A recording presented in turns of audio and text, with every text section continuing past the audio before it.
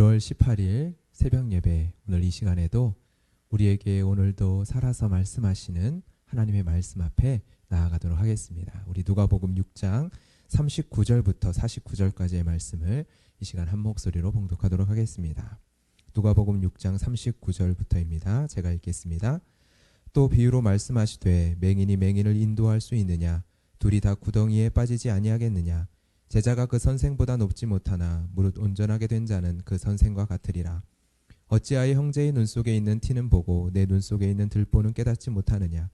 너는 내 눈 속에 있는 들보를 보지 못하면서 어찌하여 형제에게 말하기를 형제여 나로 내 눈 속에 있는 티를 빼게 하라 할 수 있느냐? 외식하는 자여 먼저 내 눈 속에 있는 들보를 빼라. 그 후에야 내가 밝히 보고 형제의 눈 속에 있는 티를 빼리라. 못된 열매 맺는 좋은 나무가 없고 또 좋은 열매 맺는 못된 나무가 없느니라. 나무는 각각 그 열매로 아나니 가시나무에서 무화과를 또는 찔레에서 포도를 따지 못하느니라. 선한 사람은 마음에 쌓은 선에서 선을 내고 악한 자는 그 쌓은 악에서 악을 내나니 이는 마음에 가득한 것을 입으로 말함이니라. 너희는 나를 불러 주여 주여 하면서도 어찌하여 내가 말하는 것을 행하지 아니하느냐?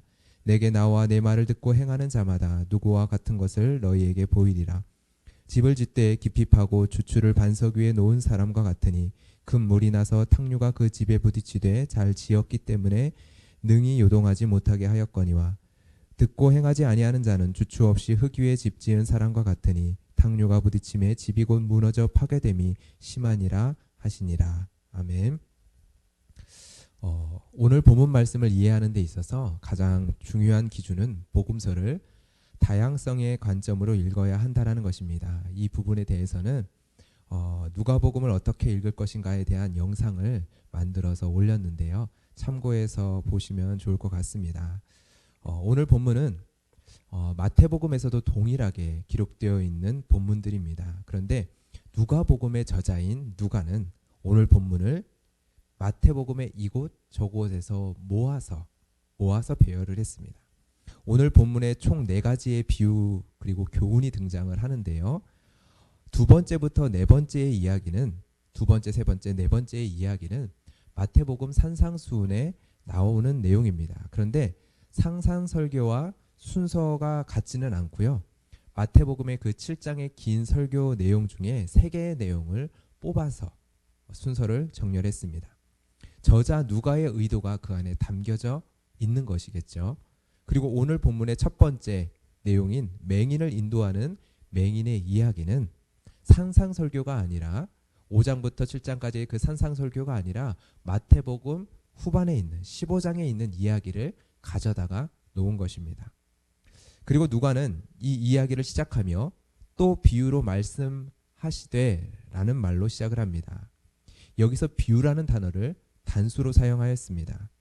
앞으로 이야기할 4개의 비유, 속담, 교훈의 이야기를 단수로 표현했다라는 것은 한 목적을 가지고 이 이야기를 써내려갈 것이다, 소개할 것이다 라고 볼 수 있게 만드는 부분입니다.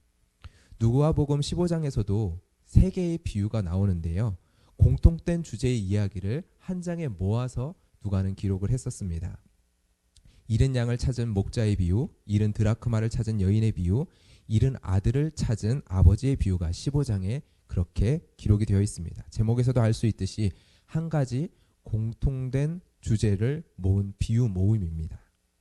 오늘 본문도 이렇게 한 가지 목적을 가지고 순서들을 편집하여서 적었다라고 볼 수 있습니다. 이러한 저자 누가에 의한 순서 편집의 과정까지도요. 성령의 영감으로 기록된 것으로 우리는 믿습니다. 그렇기에 이러한 누가의 의도를 통해서 우리는 하나님이 말씀하시고자 하는 하나님의 말씀의 의미, 의도를 우리는 질문할 수 있고 또한 그 안에서 하나님의 뜻을 발견할 수 있습니다. 본문을 보기 전에 먼저 한 가지 생각해야 할 것이 있습니다. 오늘 본문 앞에는 원수를 사랑하라라는 말씀이 있는데요. 여기서의 원수는 누구일까요? 이것을 먼저 한번 짚고 넘어가야 되겠습니다. 보편적인 의미의 원수로 우리는 해석하고 본문을 이해할 수도 있습니다. 그렇게 이해해도 괜찮습니다. 그런데 한 가지 생각해 볼 수 있는 것은요.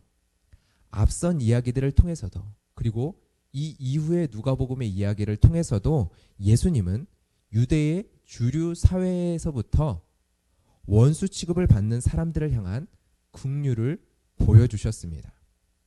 당시 유대의 주류 사회의 일원은요, 바리새인을 대표하는 그러한 사람들입니다. 그들의 원수 취급을 받던 사람들은 누구일까요? 그들의 앞에 부정하다 판단되어지는 사람들입니다. 세리와 같은 사람들, 창녀들, 귀신 들린 사람, 허리가 꼬부러진 사람, 손 마른 사람, 또한 사마리아 사람들. 여러분, 바리새인과 같은 그 사회의 주류 사람들로부터 비판받고 정죄받았던 사람은요, 다름 아니라 예수님이 찾아가신 소외받고 멸시받으며 배척당했던 사람들입니다.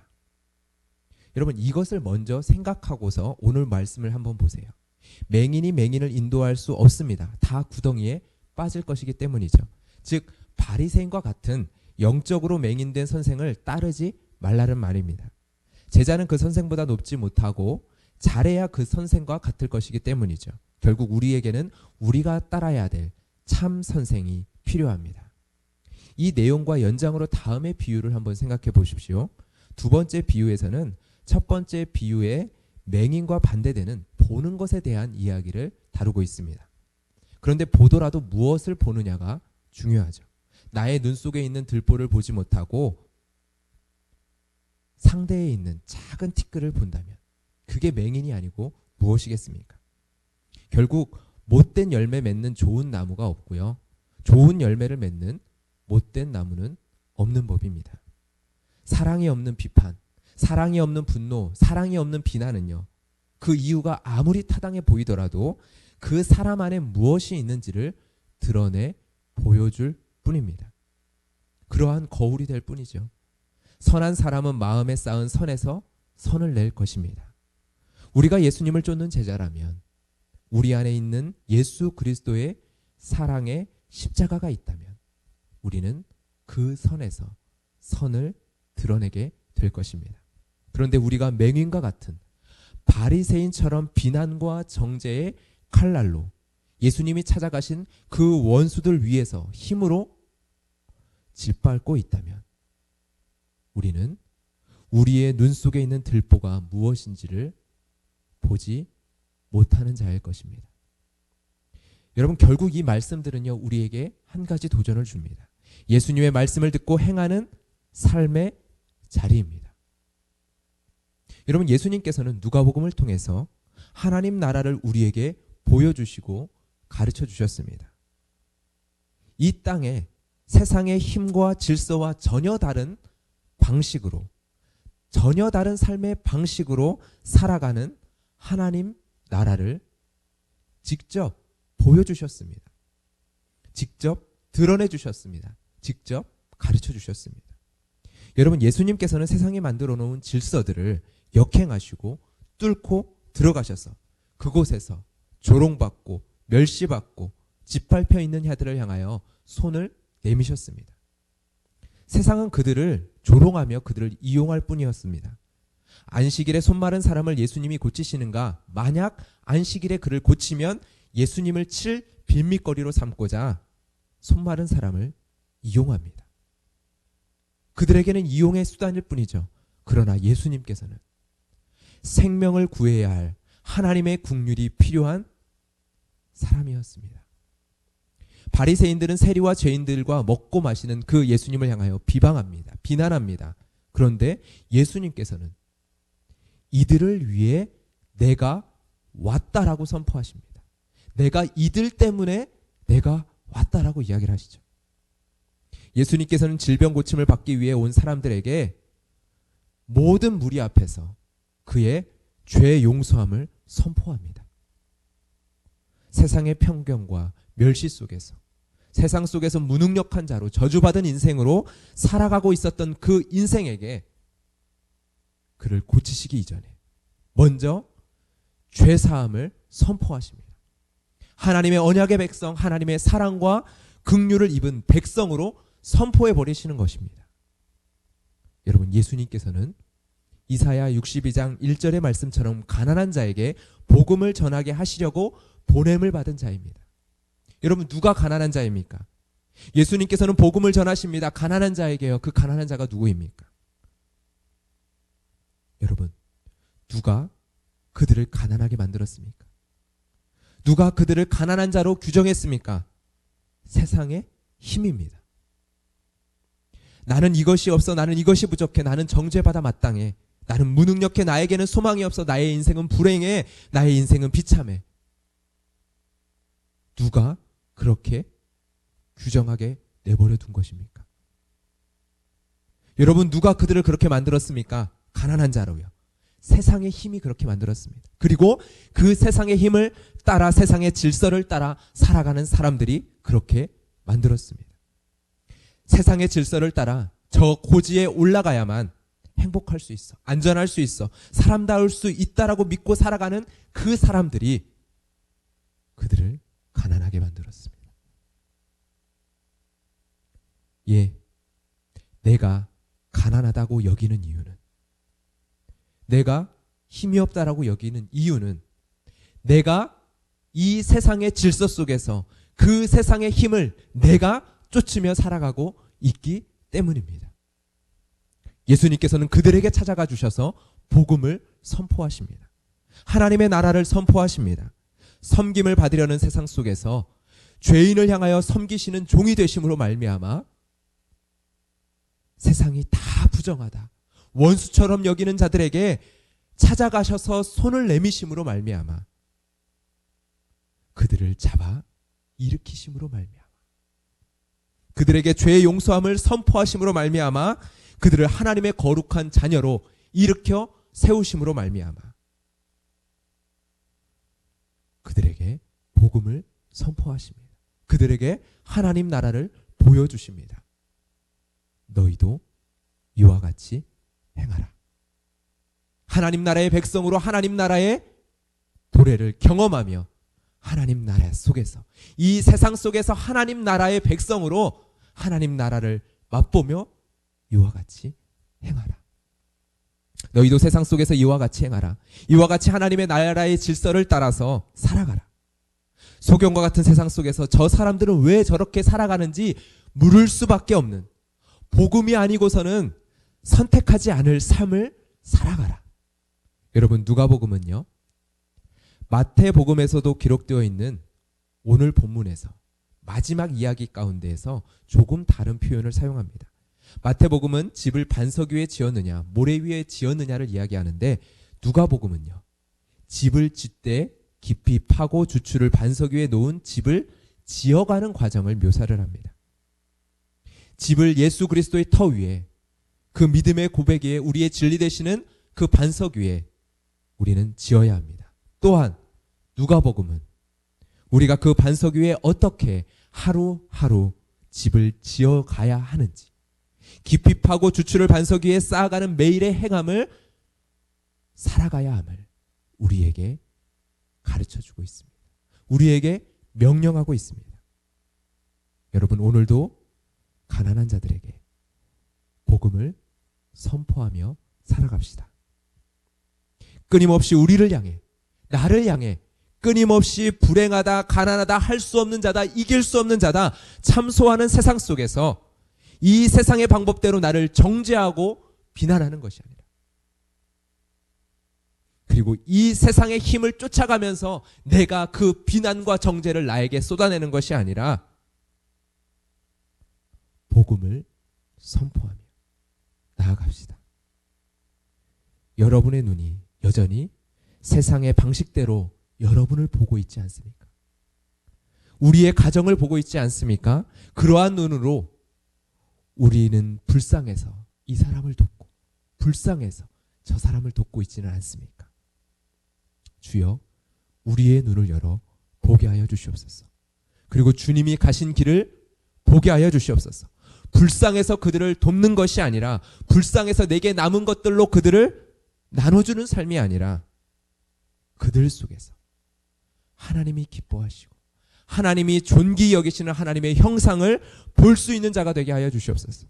불쌍해서가 아니라 내가 세상 앞에서 불쌍한 자로 여기는 자가 아니라 금과 은은 내게 없을지라도 내게 있는 예수 그리스도 안에서 가장 큰 부요함을 맛보고 고백하며 그들에게 전하고 드러낼 수 있는 그러한 오늘도 우리에게 복음이 선포되어지는 삶을 살아가게 하여 주시옵소서.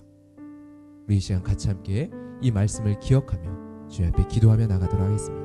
기도하겠습니다. 살아계신 하나님 아버지 감사합니다. 오늘도 우리에게 주의 말씀과 주의 복음을 통하여서 우리에게 말씀하여 주시니 감사합니다.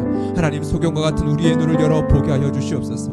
오늘도 오늘 하루를 살아가면서 이 세상 속에서 너무나도 쉽게 이 세상의 물에 하나님 아버지 빠져들어서 살아갈까 두렵습니다. 하나님 아버지 내 눈 속에 있는 큰 들보를 보지 못하게 될까 두렵습니다. 내가 어떠한 시선으로 세상을 바라보고 있습니까? 어떠한 시선으로 우리의 가정을 바라보고 있습니까? 어떠한 시선으로 나를 바라보고 있습니까? 어떠한 시선으로 하나님 이웃을 바라보며 돕고 있습니까? 주님 이 시간 우리의 눈을 열어 보게 하여 주시옵소서.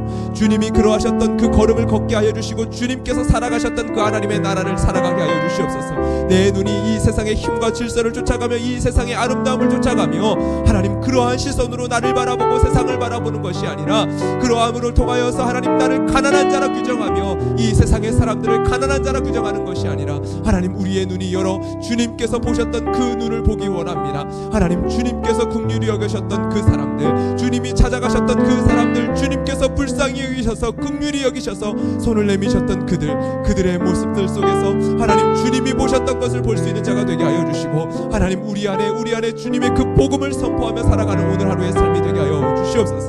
나의 눈이 하나님 어두워서 하나님 아버지 나의 삶을 나의 가정을 하나님 아버지의 나의 모습들을 바라봅니다. 그래서 감사를 잃어버린 채 살아가고 있습니다. 주여 우리의 눈을 열어주셔서 보게 하여 주시고 우리 안에 얼마나 부유한 하나님의 은혜를 허락하여 주셨는지 우리 안에 계신 예수 그리스도 안에 얼마나 큰 부유함이 있는지 하나님 내가 선포할 수 있는 그 믿음을 허락하여 주시옵소서. 금과 음은 내게 없을지라도 오직 내 안에 계신 예수 그리스도로 말미암아 하나님 이 세상 가운데서 나는 부유한 자다 고백할 수 있고 그것을 맛보고 경험하며 드러낼 수 있는 자가 되게 하여 주시옵소서. 그것을 경험하는 자로 이 세상 앞에서 복음 아니고서 선택할 수 없는 삶의 선택들을 통하여서 하나님 믿지 않는 자들 가운데 빛 가운데 드러나는 우리의 삶이 되게 하여 주시옵소서. 오늘도 우리의 삶 가운데 주님께서 지라 말씀하신 십자가를 지며 오늘도 주님 앞에 믿음으로 하나님 묵묵하게 하나님 걸어 나아가는 의왕우리교회 모든 성도님들 가운데 하나님 아버지 이 복음의 빛을 더욱더 선명하게 비춰주셔서 우리의 발걸음 가운데 이 세상의 기준 앞에 낙심하고 넘어지는 것이 아니라 우리 안에 이미 허락되어 주신 믿음의 부요하심 속에서 하나님 기쁨과 감사함으로 살아갈 수 있는 우리 모든 성도님들 되게 주님 축복하여 주시옵소서. 주님 감사합니다. 오늘도 살아가게 하신 하나님, 오늘도 이 복음과 말씀 안에서 하나님 넉넉히 살아가게 하신 하나님, 주님의 은혜를 이 시간 구하며 나아갑니다. 하나님 이 시간 말씀 앞에 나온 모든 성도들 가운데 주의 복음의 빛을 비춰주셔서 오늘 하루 우리의 삶이 하나님 나라 안에서 걸어가는 삶이 되게 하여 주시옵소서. 예수 그리스도의 이름으로 기도드렸습니다. 아멘. 이 말씀을 붙들며요 우리의 복음을 선포합시다. 우리 가정 안에서, 우리의 삶 가운데, 그리고 우리의 교회를 위하여 같이 함께 이 시간 기도하며 나아갈 때 정말 복음이 선포되어지는 그러한 가정, 그러한 나의 삶, 나의 직장, 그리고 나의 교회가 되게 하여 주시옵소서. 이 세상의 질서 앞에 짓눌려 버려지는 그러한 삶이 아니라 하나님 안에서 우리 안에 계신 부요함을 경험하고 누리고 맛보하며 이 세상을 축복하고 우리의 가정을 축복하고 우리의 자녀를 축복하며 하나님 그들의 손을 잡아주고 일으켜 세워줄 수 있는 그러한 우리가 되게 하여 주시옵소서. 그 믿음을 가지고 우리의 기도의 제목을 주님 앞에 마음껏 아뢰며 이 시간 기도하며 나아가도록 하겠습니다. 기도하겠습니다.